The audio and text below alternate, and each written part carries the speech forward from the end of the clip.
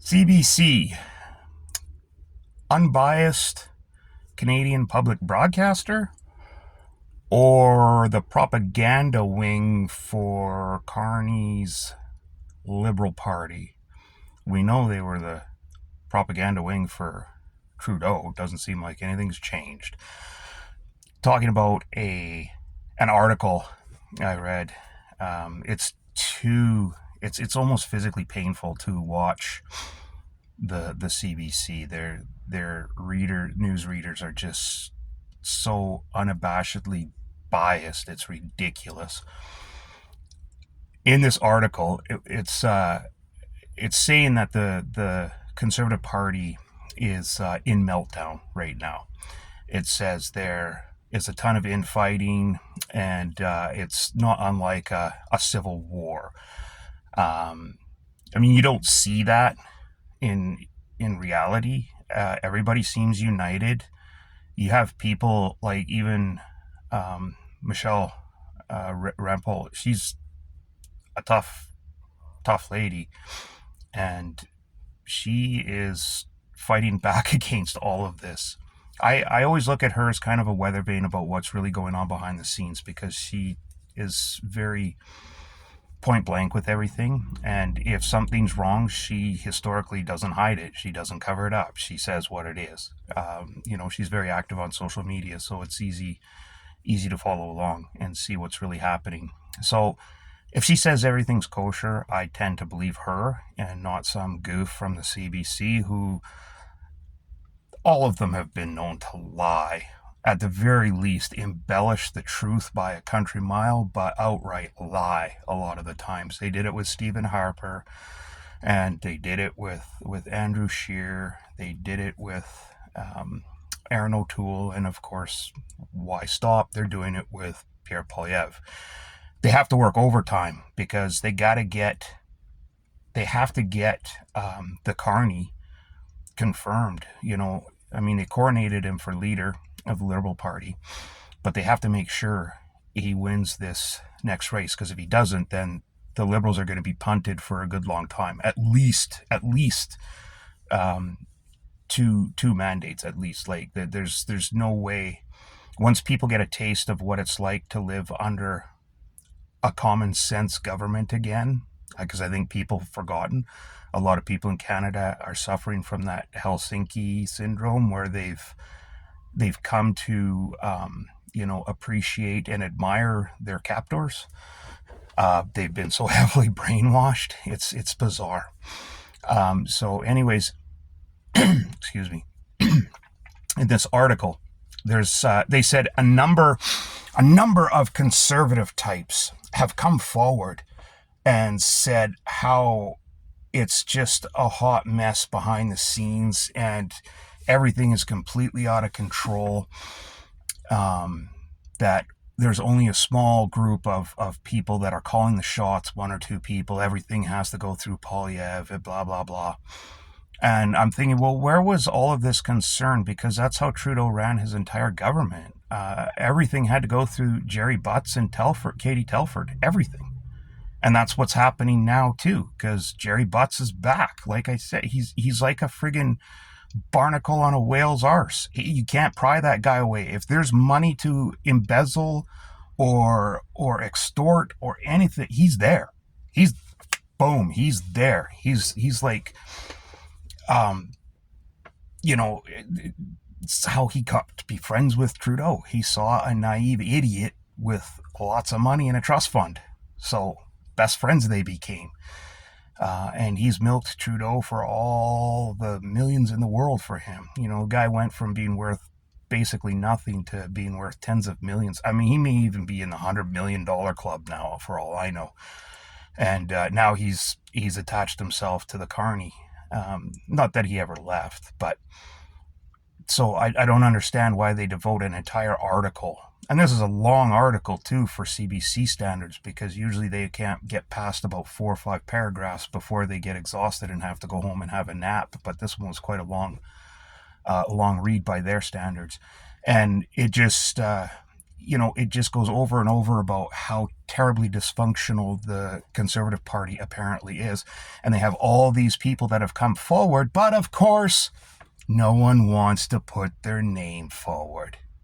So they have all these sources, but nobody's willing to say, oh, I'm so-and-so, and this is my position, and this is why my story and my observations are credible. Nobody. So for all intents and purposes, this would be some goof at the CBC trying to make a name for themselves, making stuff up. And again, they've done this in the past, so this wouldn't be out of character for them. Now, the only person that actually did put their name forward, and they didn't even really put their name forward, it's just they talked a lot of smack at some event the other day. This guy named Corey Tenecki or Tencenti or I don't know. It doesn't matter. It's goof anyway. He's like, I think, chief of staff or something for Doug Ford in Ontario.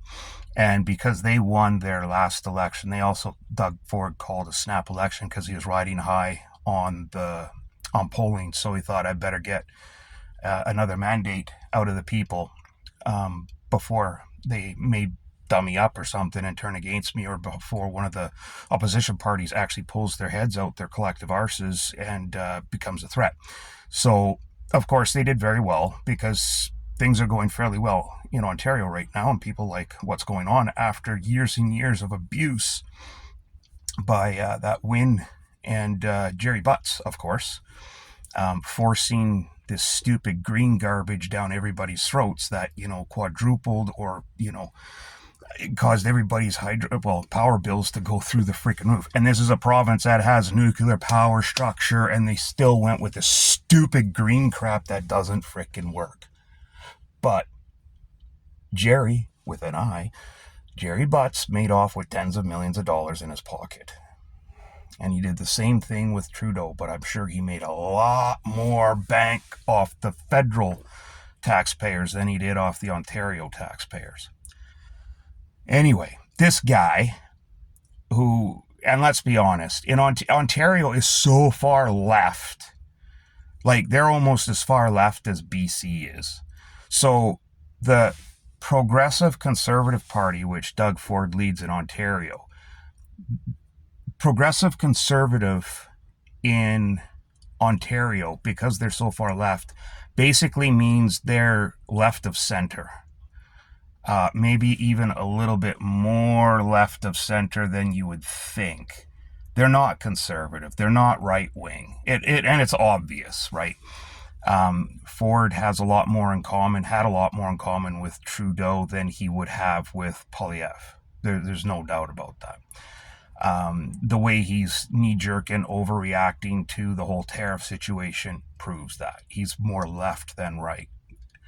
Same thing here in BC. We had a party, was called the BC Liberal Party. At least they were honest. They were the center-right party, but really they were, I won't say they were center-left, but they were close. But they were center-right at best, but mostly around the center.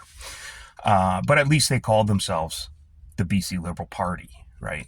So our choices here were really a left-wing party or not quite a left-wing party. And it's the same in Ontario. People that think they have a right-wing party, they don't. In provinces like this, you don't. You have left-wing and you have extreme far left-wing. That's it. Those are your choices. So, and now we have extreme far left here in BC with Hebe. Everybody says this dweeby goof. Give them the EBGBs. I like that. I read that in a forum in comments. So anyway, this Corey Tenecki or Tenki or whatever, he said, I read the quote and I couldn't believe it. He sounds like he talks like a 14-year-old girl. So he was trying to make an analogy of how the Conservative campaign, the federal Conservative campaign, is like the cockpit of an airplane, and the airplane is going through trouble and nosediving. And so in his quote, he's like I can imagine like the Conservative Party cockpit is like all the buzzers and alarms are like going off right now, and they're like going buzz, and like it's going like pull up, and like everybody is like panicking and like freaking out.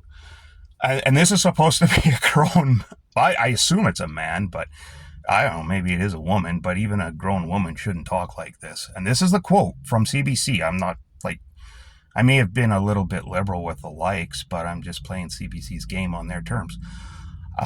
If it's that concerning, look it up. It's TENECKYE or something is his last name, some weird name like that. Not that there's anything wrong with it if that happens to be your surname or somebody you know. I just don't know how to pronounce it, and I don't care enough about this guy to pronounce it properly. If I had respect for him, I would look it up and pronounce it properly, but I don't, so I don't care. So he's saying all this stuff without being privy to anything that's actually going on with the party itself, with the federal party itself. He's not involved with it. He doesn't go to any of the meetings. He has no idea what's going on. He's not even familiar with their platform, which is bizarre because Poilievre's been spewing his platform nonstop for the last freaking 2 years. It's all over their website. It's whenever anybody sends an email, it's all over that. And he just doesn't seem like he's familiar with it at all, because he's like, oh, they should do this and they should do that. I'm like, dude, have you even looked at their website? They are doing this. And his biggest problem is he wants Poilievre to absolutely abandon everything he's been doing, do a complete 180, and just focus on talking about tariffs. That's it. That's what he wants Poilievre to do. Now, I'm far from being a political mastermind, but there's one thing at play here that kind of bugs me, and that is the ignorance of stupid people. It's one thing to be stupid. It's another thing to be ignorant. It's a completely other thing to be stupid and ignorant at the same time. And unfortunately, that's a good chunk of liberal voters. It's almost like once your IQ hits 86 or above, you now have enough self-awareness and intelligence that you start to think for yourself, and you start to question things, and you start to do your own research and start thinking for yourself. So anybody basically with an IQ 86 and above are not liberals. Anybody with an IQ below 86, that's your sweet spot for a liberal voter. They sit there and wait to be told what they're supposed to think, how they're supposed to feel. They get fed their talking points. Poilievre won't get a security clearance because he has something to hide, and his wife's father is some terrorist from Venezuela or some crap like that. This is what they're told, so this is what they spew over and over. None of it's true. He won't get the security clearance because the liberals rigged the system. They added a clause that once you have a security clearance for this particular issue, you can't discuss it. So what's the point? There's absolutely no point. So it's like, okay, here you can have all this information, but you can't do anything with it. You can't tell anybody about it. You can't take action on it. You can't do anything. So what's the freaking point? Poilievre doesn't want to be handcuffed by that. He already sent somebody. I've talked about this before. He sent somebody. They got the clearance. They went and looked at it. They can't say anything, and that's that. So it went nowhere. He doesn't want to be handcuffed by that because he eventually does want to disseminate all of that information from those files about foreign interference in the last 2-3 elections. But if he gets his security clearance and then gets briefed, he can never talk about that stuff. You can't undo that, apparently. So if he just stays away right now, and then if they form government, they can change the rules introduce new legislation. I'm not sure if it was legislated or done by OIC or committee or whatever, but they can change that once their government, and then they can release the information for everyone to see what was going on during those elections and the interference caused by foreign actors, China and Russia, apparently from leaks, all in favor of the Liberal Party of Canada. So, but everyone assures the public that, oh, it wouldn't have changed the outcome of the election. Like, what are you talking about? The fact that there was even one riding affected changed the outcome of the election. It made our elections now unsecure, right? It means we have foreign interference. It doesn't matter if it means another party would have been elected as government. The fact that something happened did change the election. It means that Canada is a failure as far as elections go. Elections Canada, complete failure. CSIS on this case. Well, see, this is the thing, without the information, you don't know. So maybe they did say something, maybe RCMP said something, but nobody listened and nobody took action. You don't know. That's what I kind of feel. They probably went to the feds. They probably briefed Trudeau, and he's like, well, who's affected? And they're like, well, it's looks like it's all in favor of the Liberal Party. And he's like, yeah, okay, that's fine. Yeah, just leave it. I don't know, speculation, right? But it makes me laugh that you've got somebody who's not even associated with the federal Conservative Party going out there flapping his gums about how terrible and dysfunctional the Conservative Party is right now when we're 4 weeks away from an election. Why would you do that? Why would you do that? Especially when several of the MPs have come forward in defense and said, no, that's not true at all. The guy doesn't even know what's going on behind closed doors here. He doesn't come to the rallies with us and see the crowds that turn out. He doesn't go and knock doors with us when we go from door to door in the neighborhoods and listen to what the people have to say when we speak to them. He's not privy to any of this information, yet he goes out there and he's flapping the gums and bad-mouthing Poilievre and bad-mouthing his chief of staff and all his basically his executive management, making them sound like they're a dysfunctional crew that doesn't know what the hell they're doing. Yet they have a very thoroughly thought out platform. They've costed every single promise that they've made, every cut that they're going to make. They're making a cut to income tax, to new houses, the GST's going, but they've got counters to all of that where they're going to make up for that lost revenue. It's not just magic that they're going to pull out of the air. Carney, on the other hand, just stands there and goes, I don't know what to do. And he's like, well, do you have any platform at all, sir? Platform? What's a platform? And there's like, sir, we just heard that Poilievre is going to cut GST on houses. Okay, let's do that. Let's cut GST on the houses. And they're like, oh, okay. So Carney's big plan is to cut GST in the houses. And now the news reads that as the primary and Poilievre as Poilievre's counter to Carney's GST cut is blah, blah. I'm like, are you kidding? Poilievre's been talking about this for over 2 years. And now you're saying, oh, but Carney. It's ridiculous. And then the carbon tax. I mean, that's what kicked it all off. Axe the tax, right? Poilievre's been saying that all along. Let's make this a carbon tax election. For years, he's been saying, get rid of it. So what's Carney do? I'll do that too. No, wait, I won't get rid of the tax. I'll set the tax to zero. Me smart. And that's all he did, folks. I mean, come on, wake up. I know if you're watching this, you probably got a head on your shoulders and you know what's going on. But if someone out there stumbled across this and don't understand the bait and switch program that's going on, all Carney did was set the tax to zero. He didn't abolish it. He didn't strike it. He didn't remove it. It's still there. Because in order for him to get rid of it, he would have to recall the House, which means they would be forced right into, a non-confidence vote, which he obviously would have lost, but because they would have to change the legislation, is what I'm getting at. So all he did instead was just set the tax to zero. Which means if he gets, God help us, if he gets voted in and they form government, he can just go right back and reactivate it.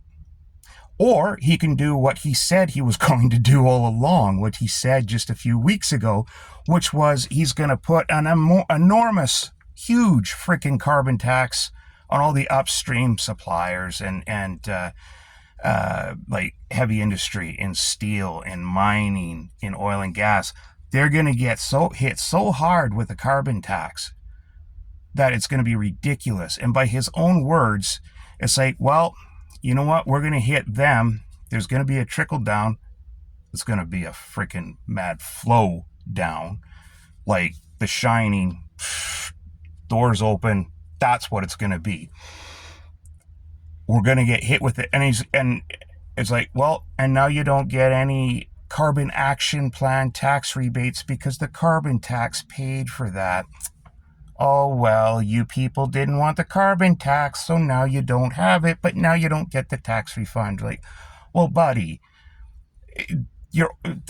Trudeau's own parliamentary budget office, and I say his own, even though it's supposed to be nonpartisan, but even they came out and said, no, when you take all things considered, not just the carbon tax that the consumer pays directly. If you just look at that, then yeah, they get a little bit back on the carbon tax rebate.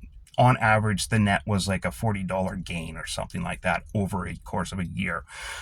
But when you take into account everything else, the price of meat that's gone up, the price of clothing, the price of furniture, everything, because everything is shipped by truck or train, and Canada is a very, very big country. It takes a lot of fuel to go from one city center to the other. It's huge, right? And it's got a small population. So to get product from one place to another takes a lot of driving or a lot of rail. They get hit with it. Farmers get hit with it. Everybody upstream gets hit with it, which means that gets baked into the new prices, which all follows all the way down to the last person who pays, which is the consumer.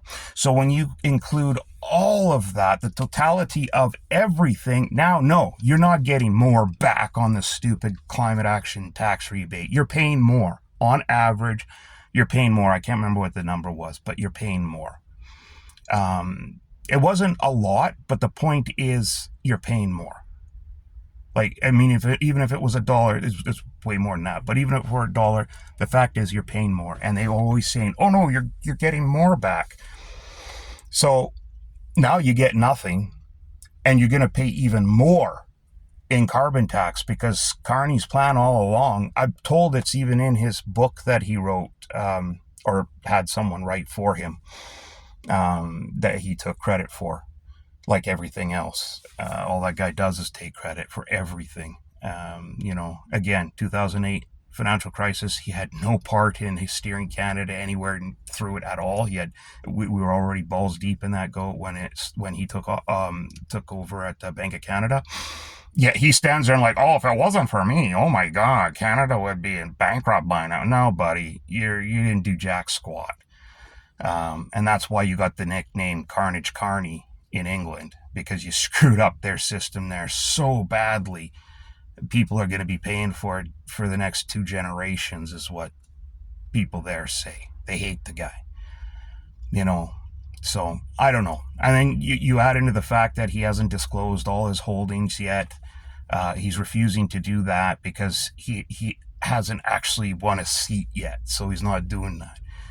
The guy, he hasn't lived in Canada for like 11 or 12 years because he doesn't care. He doesn't care about Canada. All he cares about is how much money he can bilk out of the taxpayers. And that's what he's going to do.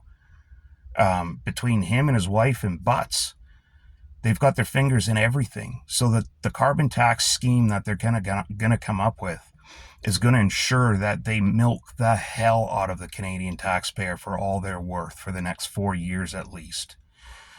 You think it was bad under Trudeau, and it was bad. It's going to be 100 times worse under the Carney. Because now it's not just Trudeau and Butts, it's Trudeau, Butts, the Carney's wife, and all of their green companies, their venture capital companies, all their investment companies, all going to have their fingers in the pie now. It's going to leave nothing for Canadians. So if he gets in, we're very doomed. I hate saying shit like, I hate saying stuff like that because I don't like the doom and gloom saying, but after 10 years with the Liberals as they are, it's hard to think it'll be anything different or anything better. Not to mention the fact that the Carney is keeping the exact same people that Trudeau had for the last 10 years. So everybody's saying, oh, this is a new, it's a fresh face. It's a new government. It's so refreshing because to see someone new and all, it's like, where have you people been? He's not new. He's been advising Trudeau, the Carney has, since at least 2019. Some say 2016. Lots of people say that he was the architect of the carbon tax to begin with, and he's the one that advised Trudeau to stop the pipeline progress and cancel the East-West connector and all of that, because he wants to stop that, because even though his companies are heavily invested in pipelines down South America, he has no problem pumping dirty oil down there under sketchy or absent altogether human rights conditions, like working conditions. That he's okay with. But Canada, no way. He's completely against Canada becoming a super wealthy country, and it's just so that he can make the money himself. It's so incredibly, disgustingly selfish that one person or a small group of people would put themselves before, well, I was going to say the country they supposedly love, but I mean the guy left at the drop of, like, boom. And again, I've worked out of country as well, and I know a lot of people that have also worked, some for over a decade or two. But when their contract's up, they're home as quickly as they can get home. This guy didn't want to come home, and he never did. He left for the gig in England, and he never came back. And, it was part of his companies that were moved to the U.S. as soon as they could, so they could be friends with Trump. As soon as Trump got in, it's like, oh, let's move our companies to New York, to Donald Trump's backyard, so we can be friends with him. Maybe he'll invite us to Mar-a-Lago. Yay! But it's just ridiculous. So, I don't know.